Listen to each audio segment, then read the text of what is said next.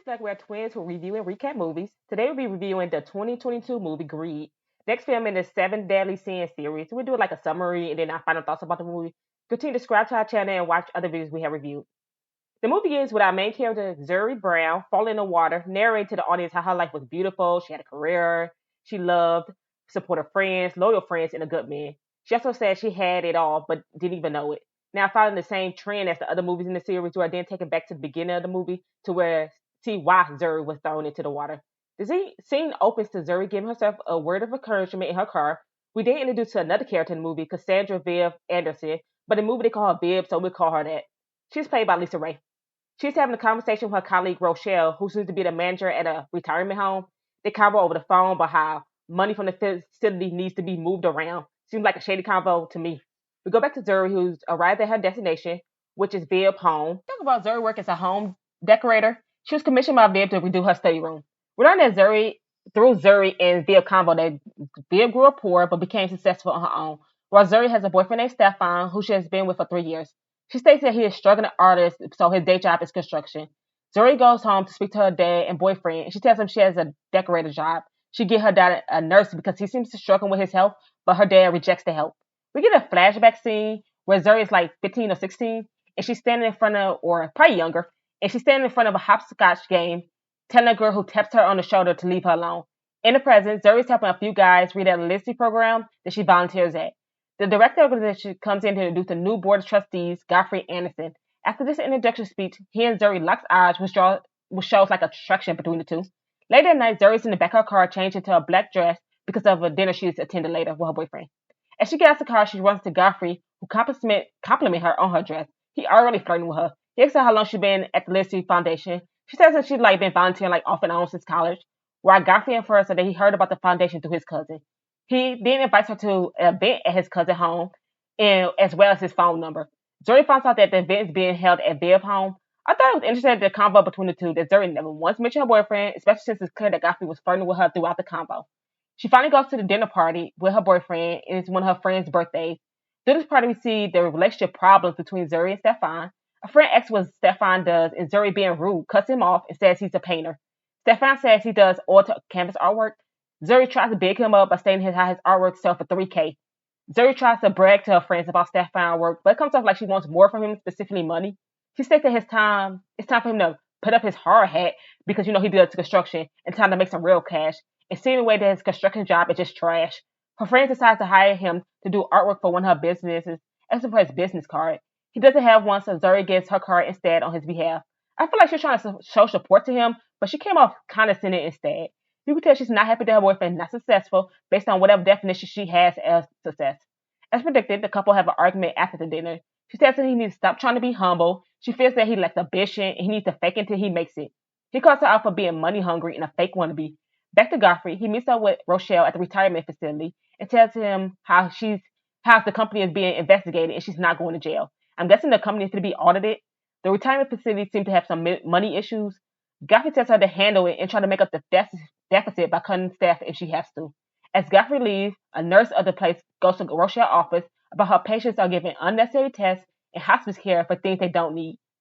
Rochelle tells her it's fine, it's just like an administrative error, so she tells her not to worry about it. We can now tell the facility is doing some fraud stuff by charging medical insurance with services that the patient doesn't need just to get more revenue to line their own pockets. After a while later, we are back to Zuri, who attends the event that Godfrey invited her to earlier. Zuri, of course, goes up to Godfrey. As they're talking, Stefan is the party, and he runs into Viv, when they agree, so they agree each other. On a side note, Godfrey commissions Zuri to decorate his home. As Stefan walks up, Godfrey mistakes him for a waiter, trying to be shady. Zuri introduced the two. The next day, Zuri shows up to Godfrey's place and tells him her ideas to improve the home. Later that day, she goes on a dinner date with Stefan. He tells her he was late in making an art piece for that friend who offered him a job earlier in the movie at Zuri's friend's birthday party. Zuri gets angry and she tells him how he should have moved faster, how she had her other friends set up the deal, and how he missed out on a lot of sales. She berates him, asking him if he does not want to keep up with her. He asks her what she's racing towards. She says she likes to own a home and travel before having kids. I thought in this argument she wasn't wrong with what she said, but she comes off like she's a person who will always want more, even if she got those things. When the argument ends, we know that Stefan had like a wedding box in his hand under the table. He never showed Zuri. She goes and talks to her dad about the issue she's having with Stefan, how she feels like his mom instead of his girlfriend. The advice her father gives her is to not string him along. At this point in the movie, we will see how great it's played throughout. The next day, Zoe goes back to the Godfrey home and she admires all the things he has in his home. Godfrey flirts with her, saying how his place seems nice, but he has no one to spend it with. Also, how he's a man that goes for what he wants. He says that she shouldn't settle with in life, and that people in her life should either get her wings or weight or wings. Asked if she would fly with him. She loves what he said, and so they just end up making out. She calls Stefan after, tells him she needs space by herself. Like, of course, she needs space after you just made out with some another guy. She goes back home and she sees the ring that Stefan was going to get her at that dinner that they had the other night, and it's in a drawer next to her bed. Stefan walks up behind and tells her to keep it because he doesn't need it anymore. She tells him to sell it instead so he get the money back. He confronts her about how she's been acting, stating how nothing will be good for her, enough for her, how she's only with Godfrey for what he has to offer and not for love. Which I agree because Zuri definitely come off like she's materialistic. Zuri starts off back to Godfrey home. He takes her on a surprise trip to Barbados. The scene switches back to Rochelle, who works at the nursing home. She tells the staff they will have their hours cut at the end of the month to save money. On their way to Barbados, Godfrey tells Zuri he got her a seat on the Literacy Foundation board and has her sign some paperwork. She just signs it without even reading it. And I'm like, dang, you could at least read it. Who knows what that contract says? Godfrey later tells how he plans to expand the company by showing Zuri several other properties he plans on purchasing. However, he needs the capital to purchase them. He feels that his competitors will snatch the building and the expansion will be off. He tells Zuri now that she's a board member, she can sign off on releasing more funds to help with the purchases of the buildings. She asks him whether it was the reason he wanted her to be a board member. I'm like, duh. He tells her, of course not, and that she deserves it. Sorry that nobody else in her life saw her growth. She asked him why he can't use his own money. His response was, does he look broke? He informs her he's already in the process of selling off real estate to raise capital, which will take months, but he needs the money right now. She asked him when would the money be returned. He says after a few days he will return all of it. Also, she will be doing all the decorations for the new buildings that he will purchase, so she'll be making at least six figures. Of course, she believes him on the promise that he will return the money. Zuri's father get rushed to the hospital after a fall. Zuri sends her friend to the hospital to check up on her dad. Zuri meets up with her friend just to brag about her trip with Godfrey. Her friend gets upset at her for not being there for her own father, informing her that even Stefan showed up. Zuri doesn't even care. Instead, she goes to meet up with Viv. Viv tells Zuri that she should move the money from her business to an offshore account. Zuri agrees, even though it's obvious that what Viv is doing is illegal. Zuri later meets up with a friend who also works or volunteers at the literacy center, who informs her that Godfrey is embezzling money from the foundation. She tells her that the funds from the foundation party that she attended were $2K a ticket, but the money itself was never given to the foundation. She also tells Zuri that the Anderson house is going to burn, metaphorically, of course, and she is going to burn with it, so she needs to get out now. Zuri ignores her friend's advice, but she goes to church after with her dad. After church, she goes to Vib's home to let her know that she had done moving money around and she's going to run a clean business. Viv just laughs, telling Zuri she wouldn't have anything it was for her, how she made her, and she knew when she first met her she would be her pawn. Zuri upset goes to leave, but Viv asks her what her client's gonna think knowing that she swindled them. Zuri cries her dad later because of the hole she dug herself in, and he comforts her. She next goes to see Godfrey, asking him why the students' tuition fees for the literacy school hasn't been paid, and accuses him of stealing the money. He tells her that he would transfer the money back the next day, he just missed the deadline. She doesn't believe him until he shows the graph of him putting the money in with interest, like that was supposed to show us anything. He tells her all the students' tuitions are paid.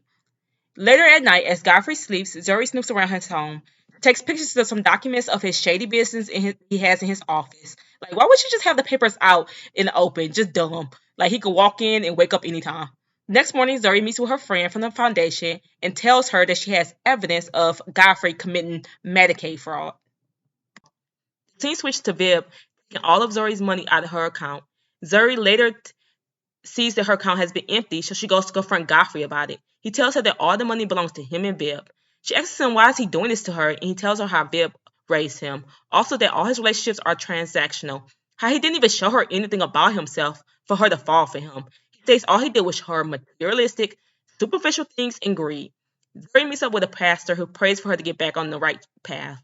After this, she decides to drop her father off with Stefan to keep him safe from Godfrey. We are taken back to Viv and Godfrey, discussing how to deal with Zuri. Godfrey feels they should leave town. Viv tells him no, not after everything she built. Viv suggests instead they should just get rid of Zuri. He tells her that Zuri wouldn't say anything because she'll be taking down herself in the process. Viv feels that she can't take the chance, so she wants to kill Zuri. The next morning, or the next day, Godfrey persuades Zuri to meet up with him so she get her back her money and talk it out.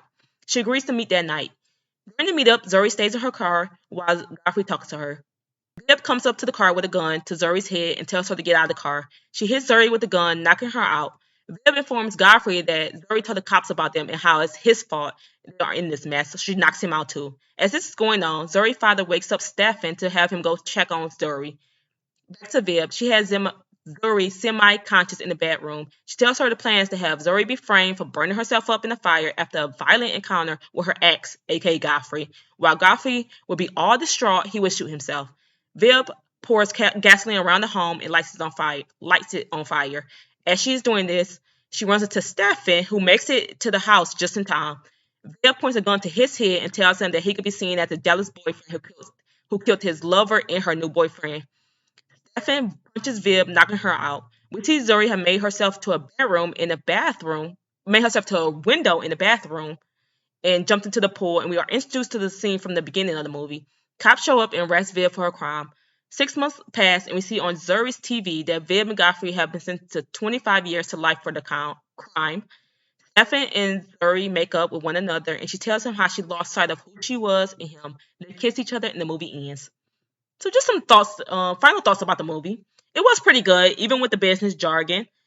I thought I would be like more confused at first about the details of how they were like scamming the system in the movie, but it was kind of easy to follow. I think similar to the other movies in this series, there were some answer questions as like why did they show Zuri as a kid in the beginning of the movie and like one of the flashback scene? Like what was the point of that? And Zuri was also part of the business, so why didn't she receive any jail time? Most of the actors were good, except for Godfrey. And some of the scenes, his acting was a little bit off. I would give the movie a 7 out of 10. I would put this in more so in the same level as Lust. Also similar to Lust, in the movie, the main character thought the grass was greener on the other side, so they cheated on their partner. I did think they showed like greed and like which I thought was interesting in two different ways. One was from them embezzling money through the business, and the other was Zuri wanting more in her life and equating success to money. But thank you so much for listening. Thank you to those who subscribe. We will be trying to be more consistent with our videos. And so make sure you like the other videos we have on our channel. Bye.